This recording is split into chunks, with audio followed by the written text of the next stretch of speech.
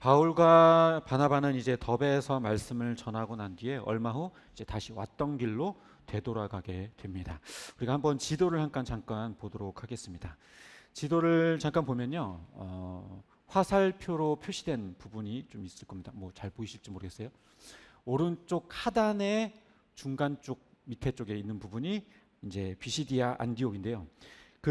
비시디아 안디옥이 아니라 수리아 안디옥인데, 시리아의 안디옥인데, 거기에서 이제 키프로스로 갔다가 키프로스에서 살람이라고 하는 지역에서 바보로 건너가서 이제 바보에서 배를 타고 이제 밤빌리아의 버가로 갔다가 거기에서 이제 비시디아의 안디옥, 그리고 조금 내려와서 이고니온, 그리고 루스드라와 더베까지 이렇게 갔다가 다시 그 반대 방향으로 돌아오는데, 돌아올 때는 이제 그 밤빌리아의 버가 옆에, 이제 오늘 지도에는 표시가 되어 있지는 않는데요, 약간 조금 더 서쪽에 있는 아탈리아라고 하는 지역, 지금의 터키 지역의 안탈리아라고 하는 지역에서 키프로스를 거치지 않고 바로 시리아의 안디옥으로 그렇게 향하게 됩니다. 네, 이제 넘겨주시면 됩니다. 이 안디옥이라고 하는 지역, 그 수리아의 안디옥은요, 우리가 알고 있는 그 안디옥 교회가 속한 지역으로 처음 바울과 바나바가 이방 선교를 떠났었던 그 초기 선교의 그 전초 기지를 역할을 해주었었던 그 교회가 있는 공동체, 그곳이 바로 안디옥입니다. 그곳에 들어가서 그들은 성도들에게 이제 선교 활동에 대한 보고, 자기들이 돌아다녔던 땅과 하나님이 어떻게 역사하셨는지에 대한 일들을 다 보고하고, 그곳에서 시리아의 안디옥에서 그 교회 사람들과 함께 오랫동안 함께 머물렀다라고 오늘 본문은 기록을 하고 있습니다. 그런데요, 이 바울은 오늘 지도를 통해서도 봤지만 다시 안디옥으로 돌아오는 길에 그냥 돌아갈 수도 있거든요. 그냥 육로로 해가지고 안디옥으로 올 수도 있어요. 어쩌면 그게 훨씬 더 빠른 길일 수도 있습니다. 그런데 굳이 자기가 전도했었던 지역을 다시 역주행해가지고 자기가 왔었던 길을 다시 되돌아가면서 다시 안디옥으로 돌아오게 되거든요. 그가 그렇게 했었던 이유는 자기가 전도했었던 그 사람들의 그 믿음을 붙들어주고 그들에게 권면하기 위해서 굳이 그 땅을 찾아갔던 거예요. 그러면서 그들에게 뭐라고 이야기를 하냐면, 하나님 나라에 들어가려면 반드시 우리가 많은 환난을 겪어야만 합니다 라고 하면서 참고 인내할 것을 부탁하였어요. 뿐만 아니라 각 교회들마다 장로들을 세우고 금식을 하고 기도하면서 그들을 하나님의 손에 맡기고 돌아오는 모습을 보여줍니다.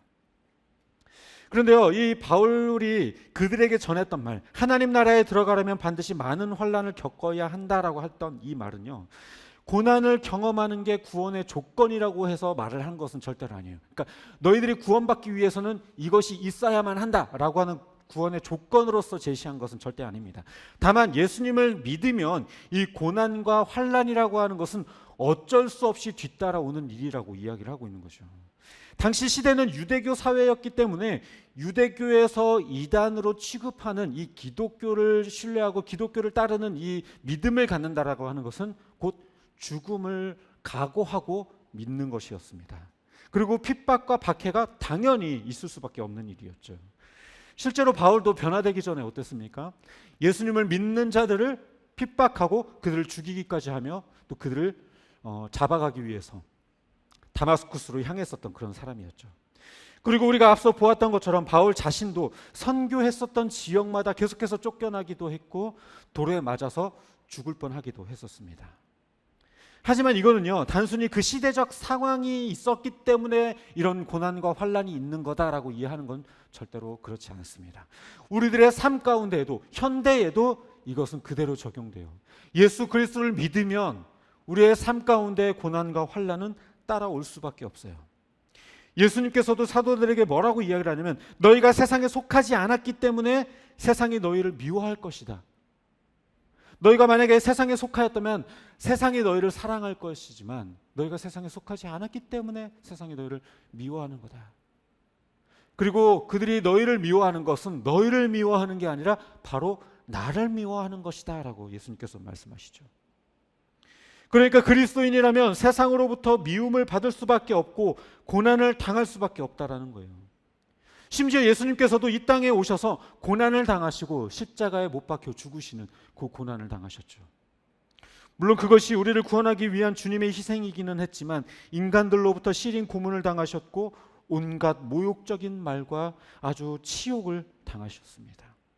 손과 발에 못이 박히는 그런 고통을 당하면서 죽임을 당하셨어요. 만약에 우리가 믿는 이 예수가 세상으로부터 환영받고 환대받는 분이었다고 한다면 그 분은 세상으로부터 환대를 받으셨을 거예요. 이렇게 허무하게 십자가에 달려 죽거나 하지는 않으셨을 것입니다. 하지만 세상은 공중권세 잡은 사탄의 지배 아래에 있기 때문에 예수께서 미움을 받는 것이 당연하고 또 예수를 믿는 우리도 미움을 받는 것이 너무나도 당연한 일인 것입니다. 로마서에서도 뭐라고 이야기를 하면 우리가 하나님의 자녀라면 우리가 그와 함께 영광도 받지만 더불어 고난도 함께 받아야 한다라고 말하고 있습니다. 또 고린도전서에서도 고난을 당하거든 이상하게 여기지 마라. 그건 너무나도 당연한 일이다. 요한 1서에서도 세상이 너희를 미워하는 것 이상하게 여기지 마라. 그거 당연하다라고 분명하게 이야기를 하고 있습니다. 그런데요, 이상하게도 한국 기독교는 거꾸로 가는 것 같아요. 예수를 믿으면 복 받는다. 만사형통하게 된다. 기도하면 뭐든지 다 이룰 수 있다. 라는 식으로 예수를 통해 얻을 수 있는 모든 것들, 그 세속적인 것들에 초점을 맞추고 있어요. 그래서 마치 예수를 믿으면 세상 속에서도 인정받고 주목받는, 그래서 사람들이 다 위대하게 여기는 그런 위대한 사람이 되고 많은 재물과 명예를 누릴 수 있을 거라고 그렇게 생각해요. 예수 믿는 사람 잘 돼야 된다. 돈도 잘 벌어야 된다. 망했다는 소리 들으면 안 된다. 가난하게 살면 하나님의 이름에 먹칠한다. 영광 가리운다. 이런 얘기 다 들어보셨죠? 그러니까 예수 믿는 사람들이 복받고 잘 돼서 세상 가운데서도 돈 많이 벌고 높은 지위에 올라서 다 하나님의 영광 덕분입니다. 하나님께 영광 돌리는 그런 모습을 갖춰야 된다라고 이야기를 해요. 하지만요, 성경 그 어디에도 그렇게 말하지 않아요. 너희들이 높은 자리에 앉아서 예수 그리스도의 이름을 높여라. 그렇게 말하고 있는 구절 단 한 구절도 없습니다. 그것이 하나님의 영광을 높이는 길이 절대로 아니에요.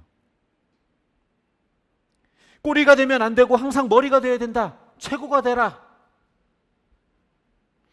한국 교회가 가파르게 성장하던 8, 90년대에 그런 메시지가 강단에서 줄을 이루었고요. 결국 외적으로 교회의 그런 외적 성장을 이끌기는 했지만 질적으로는 상당히 타락한 교회가 되는 그런 단초가 되어버리고 말았어요.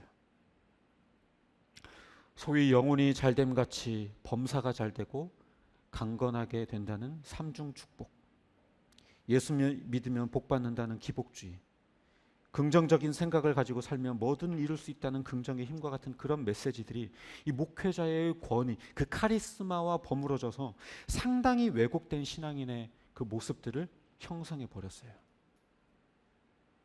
물론 예수 믿으면 복받는 건 맞아요. 그러나 성경이 말하는 복이라고 하는 것은 절대로 세속적인 복들이 아니에요. 이 땅에서 명예롭게 살고 돈을 많이 벌고 높은 지위에 오르고 그런 것을 말하는 게 아니에요. 신령한 하나님의 영원한 복을 말하는 거예요. 하지만 한국 교회에 뿌리내린 복이라고 하는 이 개념은요, 매우 세속적이고 현세적인 것들이에요. 이 땅에서 잘 먹고 잘 사는 것, 다른 사람들보다 높은 자리에 앉는 것, 유명해지는 것. 사실 성경을 보면요, 복에 관한 메시지들이 참 많이 등장을 해요. 구약에서도요, 하나님께서 그 자기 백성들에게 자녀와 땅과 재물의 축복을 허락하시는 모습들을 보여주고 있습니다. 아브라함에게도요, 그를 부르실 때 뭐라고 이야기를 하냐면, 가라, 내가 약속한 그 땅에 너에게 보내주겠다. 그 땅을 너에게 주겠다. 그리고 너로 하여금 많은 자손의 아버지가 되게 하겠다. 그리고 그에게 수많은 재물의 축복을 주기도 하셨어요. 그야말로 풍요의 삶이죠. 욥기서에서도 뭐라고 말하냐면요, 내 시작은 미약하였으나 내 나중은 심히 창대하리라 라고 하는 말이 있어요. 이런 말들을 보면 하나님이 주시는 복이 정말 이런 것들이 아닌가 싶기도 합니다. 하지만 성경은요, 점진적 계시, 이 점진적 계시라고 하는 말이 무슨 말이냐면, 성경은 처음 기록되었었던 창세기부터 요한계시록까지 계속해서 그 말씀이 진보하고 있다는 거예요. 계속해서 발전적으로 진보하고 있다는 거예요. 그래서 처음에는 예수 그리스도가 누군지, 복음이 무엇인지 전혀 알지 못하는 상태로 시작을 하지만 점점 그 형체들이 드러나게 되고 그 예수 그리스도를 통해 종말이 어떻게 되어져 가는지, 그것이 계속해서 진보하는 모습으로 그 계시가 발전되고 점진적으로 나타난다는 거예요. 다시 말해서 우리가 구약의 말씀을 제대로 이해하기 위해서는 신약의 말씀의 그 개념들을 비추어서 우리가 이해해야 한다는 거예요. 다시 말해 구약에 등장하는 이 복에 대한 개념은 단순히 우리가 문자적으로 받아들여서 하나님께서는 이 세속적이고 현세적인 복들을 우리에게 주시는구나 라고 이해할 것이 아니라 신약에서 해석된 복의 개념을 가지고 구약의 말씀들을 해석해야 한다는 거예요. 게다가 욥기에서 말하는 내 시작은 미약하였으나 내 나중은 심히 창대하리라, 이건요 하나님이 하신 말씀이 아니에요. 욥의 친구였었던 빌닷이 욥을 비꼬면서 하는 말이에요. 야, 지금은 네 꼬라지가 이렇지만 나중엔 잘 되겠지. 이런 식으로 비꼬면서 한 말이에요. 그런데 우리는 어때요? 식당에다 이런 거 다 걸어줘. 내 시작은 미약하였으나 내 나중은 심히 창대하리라. 그게 비꼬는 말인지도 모르고, 야, 지금 네 꼬라지 이렇지만 잘 될 거야. 이런 식으로 비꼬는 말인지 모르고. 그런데요, 또 신약에서도 이런 메시지들이 존재해요. 할 수 있거든이 무슨 말이냐? 믿는 자에게는 능치 못함이 없느니라. 구하라 열릴 것이요, 찾으라 찾을 것이요, 두드리라 열릴 것이라. 사람은 할 수 없으되 하나님으로는 다 하실 수 있다. 내게 능력 주시는 자 안에서 내가 모든 것을 할 수 있느니라. 꾸짖지 않으시고 풍성히 주시는 자에게 구하라 주실 것이다. 이제껏 너희가 구하지 않았으나 무엇이든지 다 구해라. 하나님이 너희에게 주실 것이다. 어때요? 가슴이 웅장해지죠. 그래, 기도하면 하나님이 다 주지.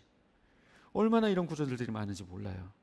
그런데요, 우리가 읽었던 이 본문들의 말씀들은요, 그 본문의 흐름 속에서 살펴보면 그런 의미가 아니에요.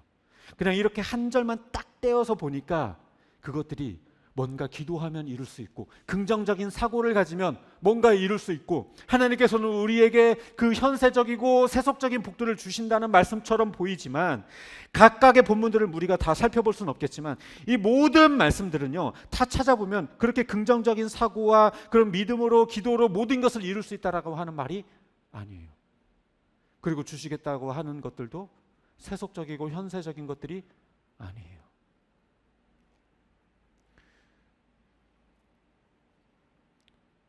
내게 능력 주시는 자 안에서 내가 모든 것을 할 수 있느니라.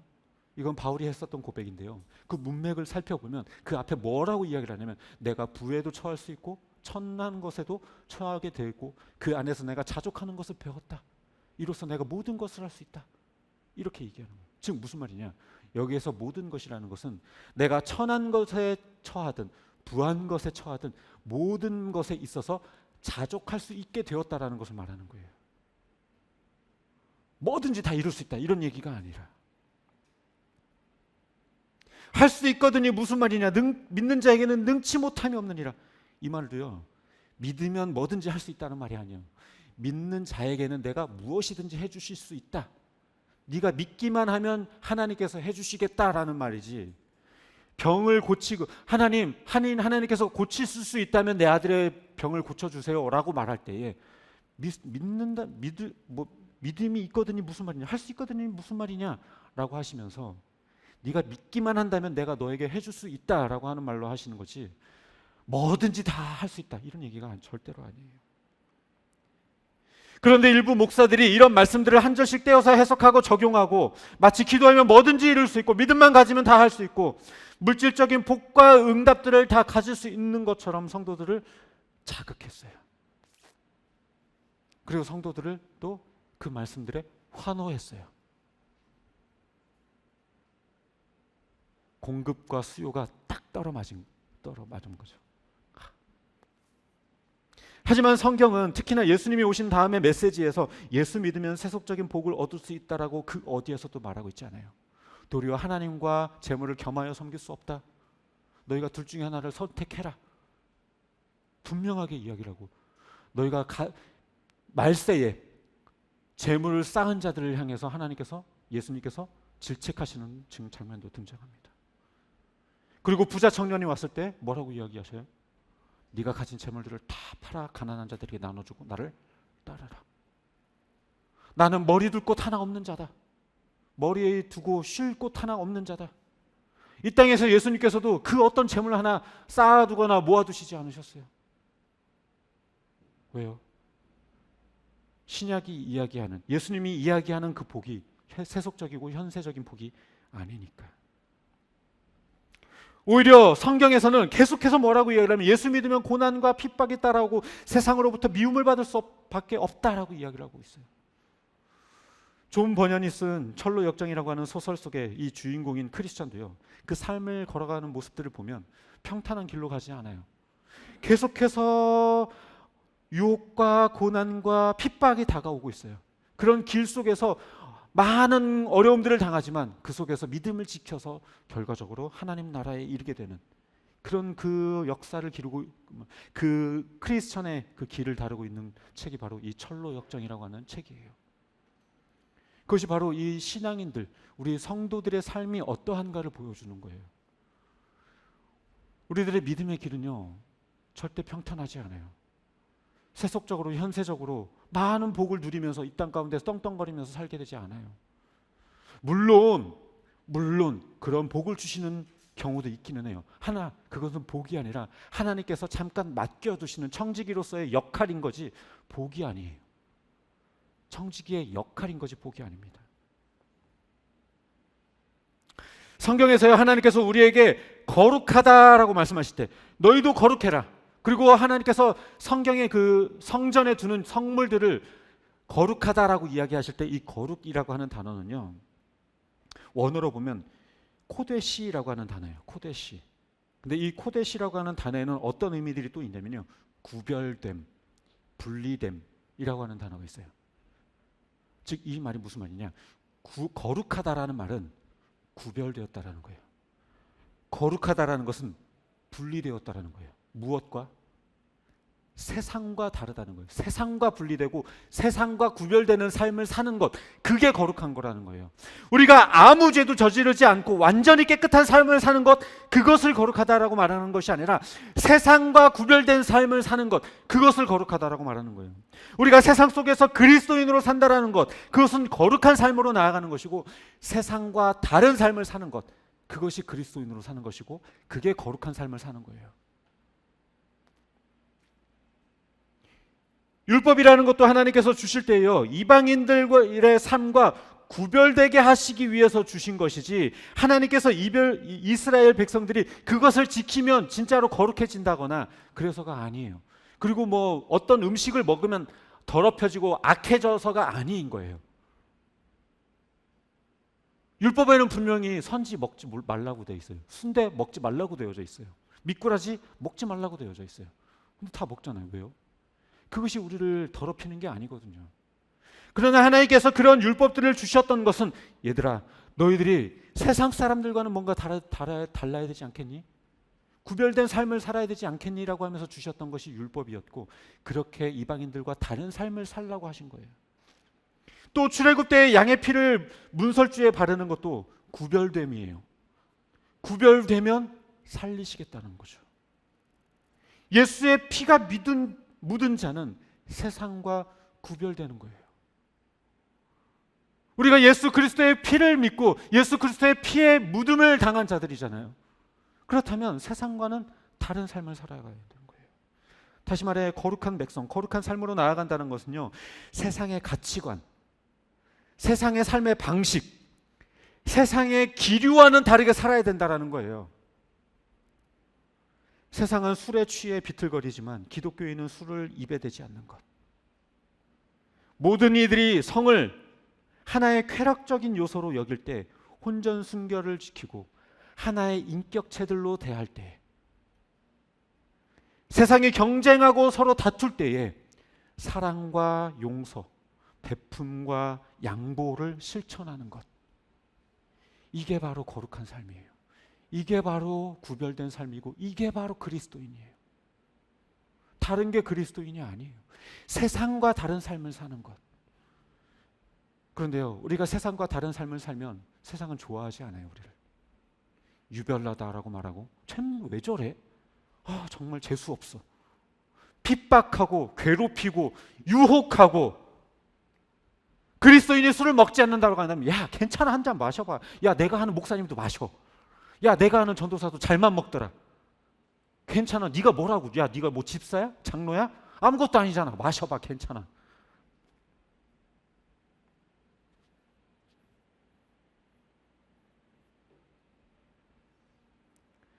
그래서 우리가 세상과 다르게 구별되게 거룩하게 살고자 하면 할수록 세상은 우리를 미워할 수밖에 없고 우리는 세상으로부터 고난과 역경과 환난을 당할 수밖에 없는 거예요. 말씀을 정리합니다. 예수 믿으면 복 받아요. 그러나 세속적인 복이 아니라 하나님이 주시는 영적이고 영원한 하늘의 복을 얻어요. 그러나 또한 고난도 함께 받습니다. 고난을 두려워하지 마세요. 세상으로부터 받는 유혹과 핍박과 박해를 두려워하지 마세요. 고난이 없이는 영광도 없어요. 고난을 이겨낼 때 성장하고 상급이 있고 하나님 나라가 약속되는 거예요. 그것 없이는 절대로 얻을 수 있는 것은 없습니다. 여러분들은 예수님을 왜 믿고 계십니까? 왜 믿음을 버리지 않고 계세요? 하나님을 믿으면 출세할 것 같아서? 좋은 대학에 갈 것 같아서? 좋은 직장에 취업할 것 같아서? 잘 결혼할 것 같아서? 무엇 때문에? 건강할 것 같아서? 세상 가운데 뭔가 이름을 드러낼 것 같아서? 무엇 때문에요? 무엇 때문에 예수님을 믿으십니까? 왜 여러분들의 믿음을 포기하지 않고 계세요? 믿음은 내가 원하는 것들을 얻기 위해서 내 선택에 의해서 갖는 게 아니에요. 믿음은 하나님이 주시는 것이고 그 길은 좁은 길입니다. 절대로 넓은 길이 아니에요. 울면서 한 걸음 한 걸음 떼야 돼요. 무릎으로 한 걸음 한 걸음 기어가야 하는 게 믿음의 길이에요. 절대로 평탄하게 그냥 가만히 있으면 주어지는 삶이 아니에요. 하지만 이 고난의 길 가운데는요, 장차 얻을 영광은 이 땅에서 우리가 겪을 고난에 비길 것이 못 된다라고 바울이 분명하게 이야기를 하고 있습니다. 이 땅에서 우리가 비록 고난스럽고 고통스럽고 어렵고 힘들지라도 다른 사람들이 누리는 재물을 누리지 못하고 다른 사람들처럼 명예로워지지 못하고 다른 사람들처럼 높은 자리에 앉지 못하고 다른 사람들처럼 건강하지 못하더라도 비록 비굴하게 살아도 비록 재물이 없어도 가난하고 아프고 힘들어도 그것은 우리에게 저주가 아니라 하나님께 나아가는 하나의 한 걸음걸음 삶의 과정일 뿐인 거예요. 누가 그럽니까? 아프면 저주, 건강하면 하나님의 축복, 가난하면 하나님의 저주, 부자가 되면 하나님의 축복. 누가 그럽니까? 예수님도 그러지 않았고 예수님의 12 사도들도 그러지 않았고 사도 바울도 그러지 않았고 성경에 등장하는 수많은 성인들이 다 그러지 않았어요. 도리어 고난을 자처했고 죽음을 자처했고 가난을 자처했어요. 가진 것들을 나누었고 할 수 있는 모든 것들을 함께 했어요. 세상과 구별된 삶, 거룩한 삶으로 나아가며 고난을 자처하며 하나님의 영광을 바라보기 위해서 우리가 바라보는 것은 이 땅의 영광이 아니라 하나님 나라에서 얻을 영광이에요. 이 땅에서 얻을 영광, 재물, 명예, 부귀, 영화 이런 것들이 아니라 하나님 나라에서 얻을 영광. 물론 그렇다고 해서 하나님 나라에서 얻을 영광이라는 것도 무슨 뭐 하나님 천국에 가서 막 나 혼자 막 떵떵거리면서 막 되게 대저택에서 사는 그런 게 아니에요. 아무런 고통과 아픔이 없고 늘 기쁨과 평안이 있으며 예수 그리스도와 항상 함께하며 하나님을 날마다 찬양할 수 있는 그 기쁨, 그 영광이 우리를 기다리고 있어요. 우리는 그 영광을 바라보며 사는 자들입니다. 그 영광은 이 땅에서 우리가 누리는 세속적 가치에 비교하면 정말 비교할 수 없는 것들이에요. 바라기는 비록 이 땅에서의 삶이 조금 힘들고 어려운 좁고 고난스러운 길이라 할지라도 하나님이 주시는 그 영원한 영광을 바라보며 최후 승리를 바라보며 늘 승리의 삶을 사는 저 여러분 되시기를 주님의 이름으로 축복합니다.